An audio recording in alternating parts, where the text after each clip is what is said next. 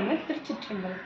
எல்லாம் சிவன் செயல், யாவர்க்கும் முன்னவன் முன்னின்றார் முடியாது கொண்டுள்ளது திருச்சிற்றம்பலம். நாம் அனைவரும் எல்லாம் வல்ல பெருமானுடைய திருவருளை பெற வேண்டும் என்றால் நாம் பெரிய புராணத்தை பாராயணம் செய்ய வேண்டும். ஏனென்றால் பெரிய புராணம்தான் பெருமானுடைய அடியார்களை பற்றி புகழ்ந்து புகழ்ந்து பாடக்கூடிய நூல். எனவே அதான் நம்மளுடைய காரைக்காலம் தான் சொல்லியிருப்பாங்க, அருளே உலகெல்லாம் ஆழ்விப்பது ஈசன், அருளே பிறப்பறுப்பதானால் அருளாலே மெய்ப்பொருளையும் நோக்கும் விதி உடையன், என் ஞான்றும் எப்பொருளும் ஆவது எனக்கு. எனவே நம் அனைவரும் எல்லாம் வல்ல பெருமான் திருவருளை பெற வேண்டும் என்பதற்காக இன்று பெரிய புராணத்தில் நம்முடைய திருஞான சம்பந்த பெருமானுடைய வரலாற்றில் இருந்து ஒரு பாடலை நாம் சிந்தனை செய்வோம். சிற்றம்பலம்.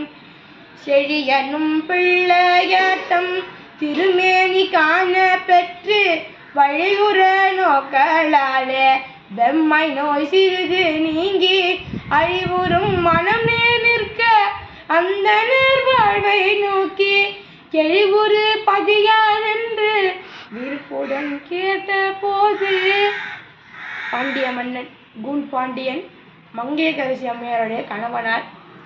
வெப்பு நோய் அவரை இப்போது வாட்டி வதைத்து கொண்டிருக்கிறது.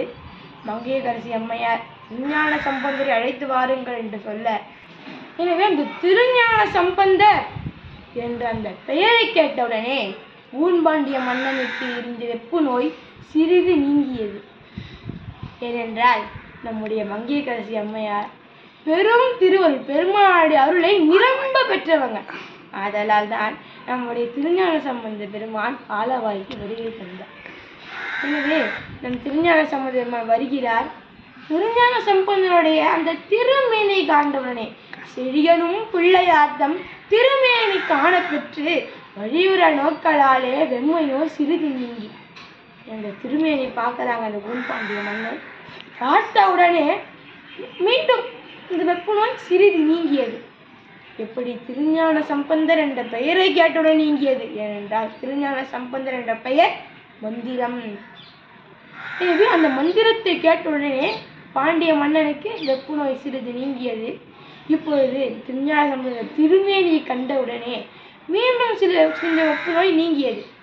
அழிவுறும் மனம் நிற்க அந்தனர் வாய்வை நோக்கி கெழிவுறு பதியாதென்று விருப்புடன் கேட்டபோது.